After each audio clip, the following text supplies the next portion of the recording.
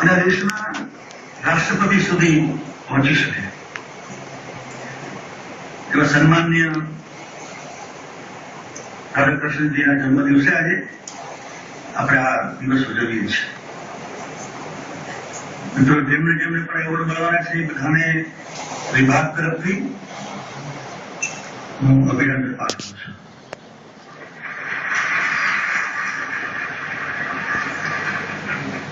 મિત્રો, દેશમાં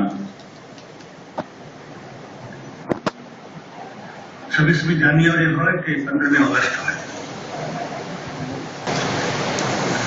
એક ફોર્માલિટી કહી શકીએ એ પ્રમાણેની ઉજવણી, પરંતુ છેલ્લા 12 વર્ષથી રાજ્યની અંદર 6 કરોડ લોકોને મારાપણાનો ભાવ થાય એ ઉજવણીની પદ્ધતિ જેવી રીતે બદલી, જેવી રીતે આજના દિવસની ગરિમા જળવાય, મહિમા ઉજાગર થાય એ પ્રકારનો આજનો કાર્યક્રમ માન્ય મુખ્યમંત્રી શ્રીની ઉપસ્થિતિમાં અને માન્ય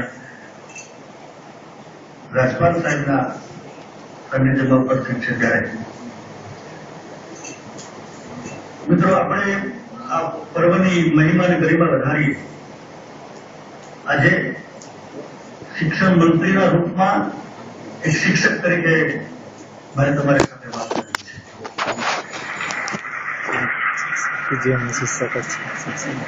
નાગરિક ભાઈઓ બહેનો,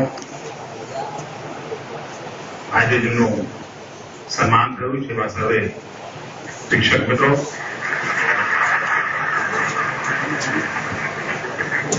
અને વિદ્યાર્થી મિત્રો, 5મી સપ્ટેમ્બર સમગ્ર દેશ શિક્ષક દિવસ તરીકે ઉજવે છે. આ દેશના એક રાષ્ટ્રપતિ ડોક્ટર રાધાકૃષ્ણજીના જન્મ દિવસને આપણે શિક્ષક દિવસ તરીકે ઉજવીએ છીએ. આ દેશમાં મુખ્યપ્રધાનો, પ્રધાનમંત્રીઓ, રાષ્ટ્રપતિ, મંત્રીઓ ખૂબ લાંબી સંખ્યા છે. આઝાદીના 60 વર્ષ કરતા પણ વધારે કાળમાં અનેક મહાનુભાવોએ અનેક જવાબદાર વિશ્વહાની છે. પણ કેટલાક વ્યક્તિત્વ એવા છે કે જે સદીઓ સુધી પ્રેરણા આપી રહ્યા છે. એક અનોખા વ્યક્તિત્વ રહે છે. અને એમાં એક મહત્વનું નામ એટલે ડોક્ટર રાધાકૃષ્ણ.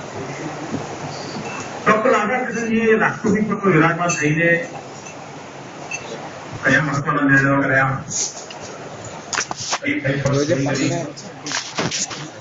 કેટલી જગ્યાએ મુલાકાતો લીધી, આટલામાંથી બધા ભાવનામાંથી કોઈને યાદ નહીં, કોઈને યાદ પણ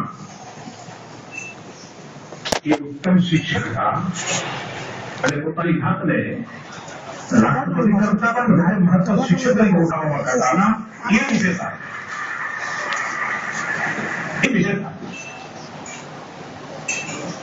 અને એ મહાપુરુષ જયારે સ્મરણ કરીએ ત્યારે આપણા દેશનું શિક્ષણ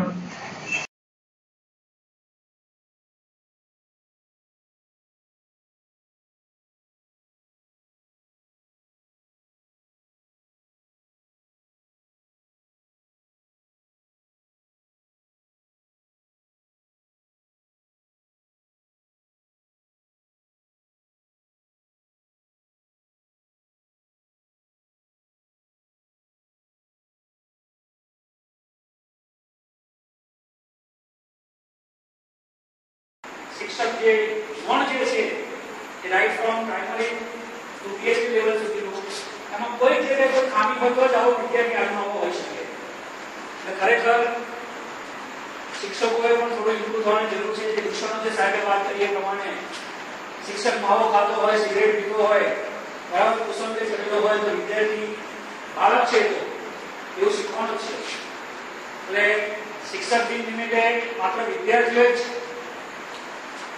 નિયમ લેવાનો છે એવું જરૂરી નથી, પણ અમે શિક્ષકોએ પણ સાથે સાથે નિયમ લેવો જોઈએ હું માનું છું. અને એટલીસ્ટ મારી પોતાની વાત કરું તો સ્વભાવે થોડું એગ્રીમેન્ટ જે છે બરાબર ઉગ્રતા એ મારે ઓછી કરવી જેવું માનું છું અને આવનારા વર્ષોની અંદર એના માટે પ્રયત્નશીલ રહીશ. NSSમાં આપણે જે સાહેબે વાત કરી એ પ્રમાણે પ્રતિ ગામ આપણે દત્તક લીધેલું છે, એક સ્વૈચ્છિક સંસ્થા છે.